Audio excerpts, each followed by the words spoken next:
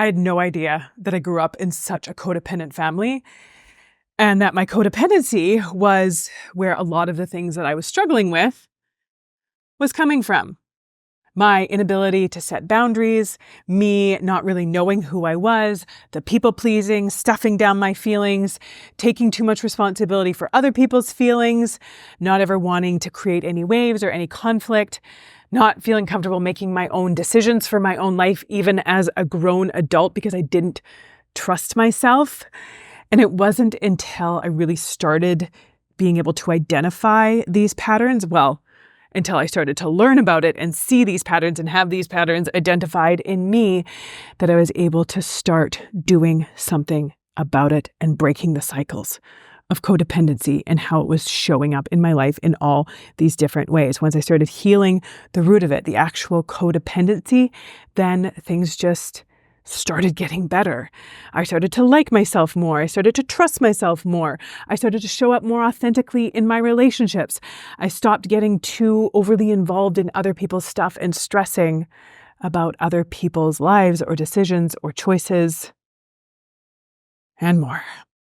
So I want to help you identify whether or not codependency is something that you are also struggling with, because that is the first step. And I'm going to go through a pretty extensive list of items that you're either going to relate to or not relate to. And you're going to know pretty clearly if you do relate to them, because you'll be like, oh yeah, that's me. That has happened. Someone has said that to me. I have felt that. I've been through that. And you're going to be able to see pretty quickly. So what I want you to do is just grab a pen and a piece of paper so that you can just make a tick or an X or a mark to every one of the statements that I say in just a minute here that you connect with and that you relate to.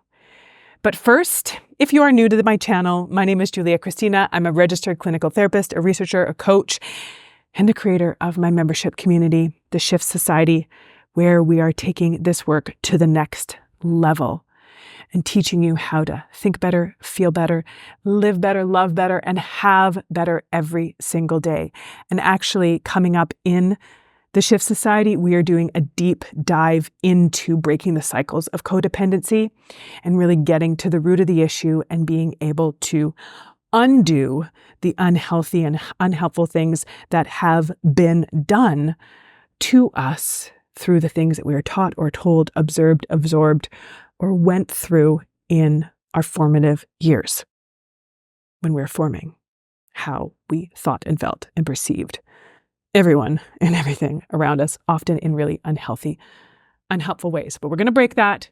We're going to undo that and relearn better. So let's get right into this questionnaire.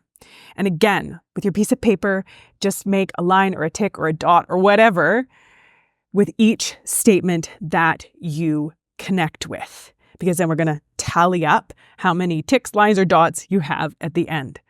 The first statement, I've been told that I'm controlling. And again, with any of these statements, we're not judging ourselves. We're not going to feel bad about ourselves. We're not going to look down on ourselves. We're just being honest with ourselves, because we need to be able to see it in order to heal it and do something about it. We can't work on something if we're not willing to acknowledge that it's there in the first place. And to be honest, a lot of the behaviors and patterns that we have now that are holding us back, that are keeping us stuck, that may be even unhealthy or problematic, originally they came about for a reason. Probably a reason that included keeping yourself safe, trying to get your attachment needs met, trying to get other needs met, and also from unhealthy or unhelpful things that you learned through things that you observed and absorbed, through what people around you were doing that were handling things in unhealthy and unhelpful ways. The little spongy brains of ours just took them in. So now we're going to get them out and get better things in there. So the first one, again, I've been told that I'm controlling. The second one, I feel guilty when I think about my problems because others have it worse and I don't feel like I have the right to complain. Again, if that connects with you, just make the little check mark. The next one is it's hard for me to find something to talk about when it's not about the person that I'm focused on or that I depend on. The next one, I can give someone many chances to finally meet my needs and will still stick around when they yet again let me down, or hurt me.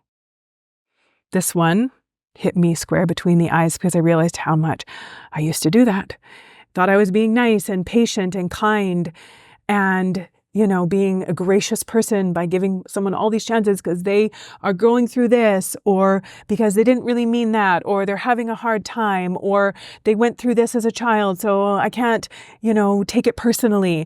And maybe all of these things were true, but it still didn't make it okay for me to let myself just be a punching bag or a doormat and keep just letting it go and keep just stuffing it down and letting it slide.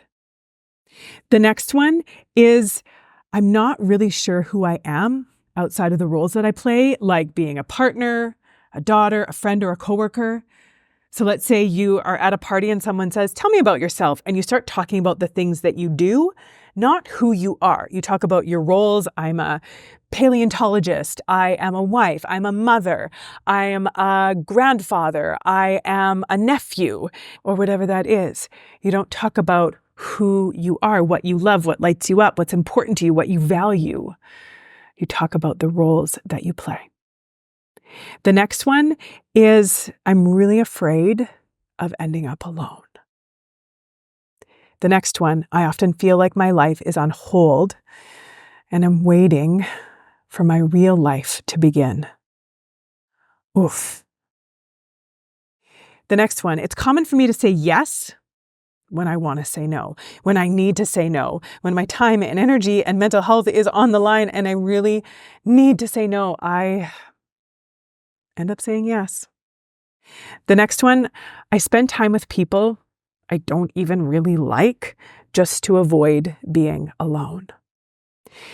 The next one is I resent it when people don't follow the advice that I give them and even take it personally and get offended when they don't.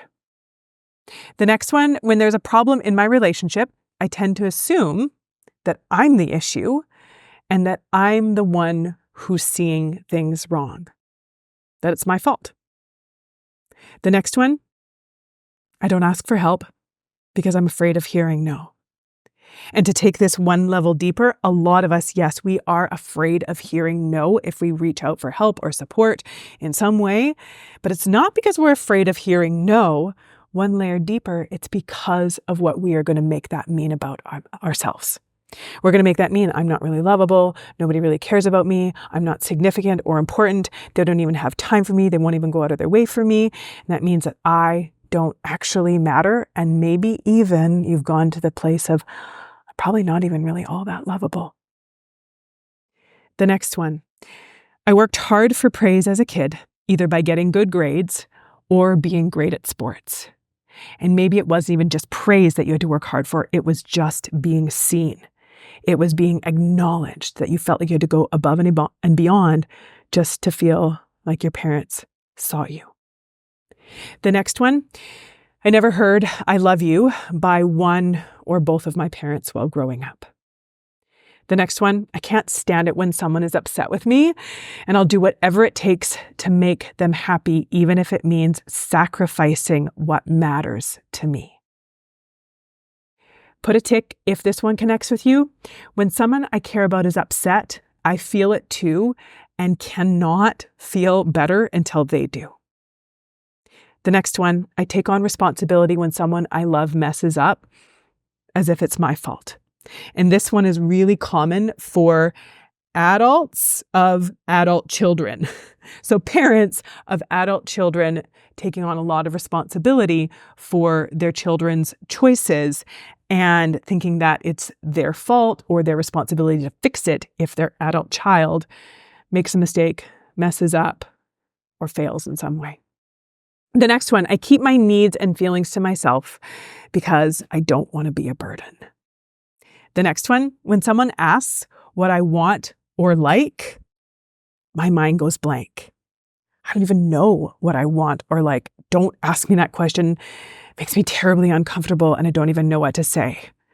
That was me for a very long time. Didn't even know. I don't know what to say right now. And I'd freeze up. The next one, I often defend my partner's behavior, making excuses or saying things like, oh, it's not that bad, or, oh, they're just going through a bit of a rough patch right now to my friends and family. But that rough patch has been going on for a very long time. The next one, I feel like life is boring if there's not chaos or drama or some kind of crisis. The next one, even when my gut tells me something is off, I ignore it and convince myself to believe the other person's version of events. I deny my own reality. The next one, I have fantasized about something bad happening to me, like a serious car accident, so the people in my life will finally love me and appreciate me for everything that I do for them. And this one reminds me of that Taylor Swift song. So whether or not you're a Taylor Swift fan, you've probably heard this song. It's been playing on the radio everywhere for the last little while. And it's that line or song that goes something like, I think about jumping off of very tall somethings just to see if you come running and say the one thing that I've been wanting, but no. And I remember the first time I heard that line of that song, it hit me hard because I remember feeling that way. I remember wanting or even fantasizing about something bad happening to me that would harm me or hurt me in some way so that people would come, so that people would care, so that I would feel like I mattered and I was loved. So that is another sign.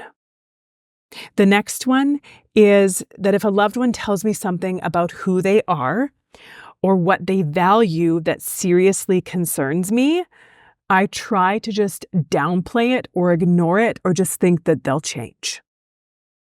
The next one, I often feel sick, even though there's no medical reason for it. The next one, I drop subtle hints to get someone to change in ways that will make me more comfortable, like leaving little recovery or weight loss brochures laying around the house or the office. The next one, growing up, certain emotions like crying or showing anger were not okay or even ridiculed or completely shut down. The next one, as a child, I was blamed for things that weren't my fault and had no control over, like my parents fighting. The next one is I get really anxious if someone I'm dating or even a good friend takes a while to respond to a text, to the point where it's hard for me to focus on anything else until they do. The next one, in my family, certain subjects were completely off limits while I was growing up, or I'd even be punished or shut down if I had questions about those topics. The next one, I avoid buying things for myself, even things that I need, like a warm jacket for cold weather, because caring for myself feels frivolous, unimportant, or wasteful. And now our last one, before we tally up our results and talk about what to do next. This one is, I anticipate what I think others want from me and act accordingly based on this calculation, even if it's not true to who I am. In other words, if you've ever seen yourself as a chameleon, this one would resonate with you. Now take a minute, tally up your results, count how many tick marks, check marks, dots, or slashes you have on your piece of paper, and then just let us know in the comment section below what your number was. Again, there's no judgment. When I was struggling with codependency and in the crux of it all, I think probably at least 90% of them were ringing true. So let us know in the comments what your number was, and then let's talk about what to do next.